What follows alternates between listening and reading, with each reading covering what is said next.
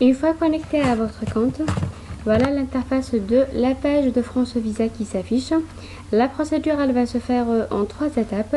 D'abord, elle va consister à remplir le formulaire en une première étape. Ensuite, vous aurez une liste de pièces de justificatifs que vous allez devoir fournir.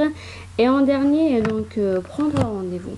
Voilà, pour la prise de rendez-vous, je vous ai déjà fait un tuto dans lequel je vous ai montré comment faire pour anticiper et arriver à prendre un rendez-vous en un premier temps et ensuite venir remplir ce formulaire. Et là, il va falloir remplir vos coordonnées.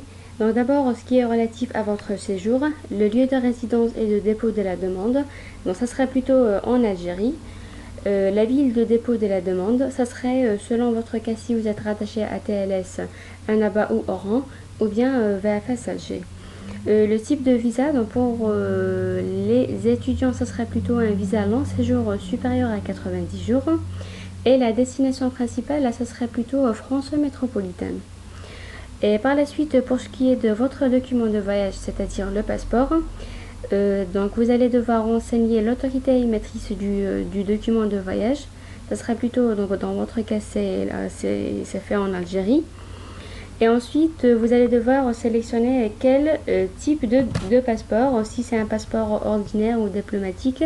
Ça, c'est à vous de voir, mais pour les gens ordinaires, ça sera plutôt un passeport ordinaire. Ensuite, vous allez devoir saisir votre numéro de voyage que vous allez devoir remplir avec beaucoup de précision.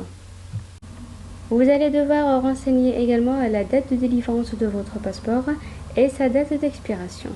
Ensuite, pour ce qui est de votre projet, dans cette case, vous allez devoir cocher études et le motif principal du séjour, ce serait plutôt étudiant. Une fois que vous avez tout rempli, vous allez devoir cliquer sur vérifier et en un second temps, vous pouvez cliquer sur sauvegarder pour que vous trouverez donc votre saisie et si vous allez devoir abandonner votre saisie. Une fois que vous avez tout rempli, une fois cliqué sur vérifier, vous allez avoir ce petit texte ici.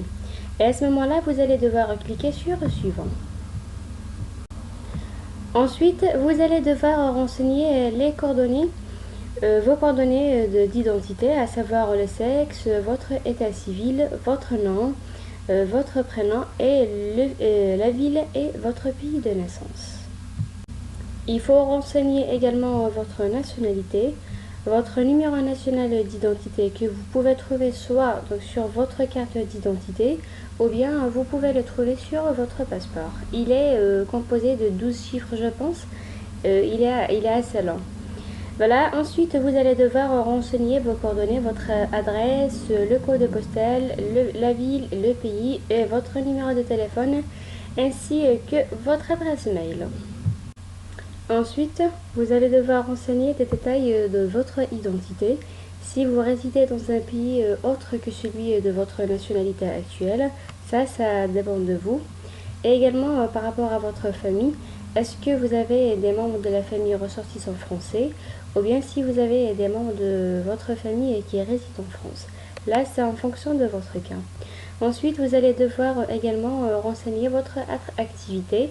Donc si vous êtes universitaire, vous allez donc devoir mettre étudiant.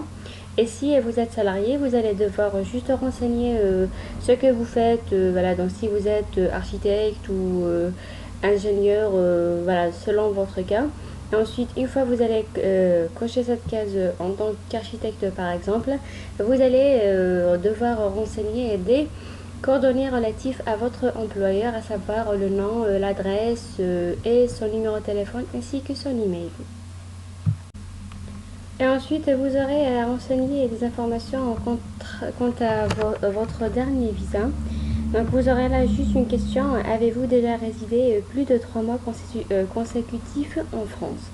Là, c'est en fonction de votre cas. Et ensuite, vous allez devoir cliquer sur suivant.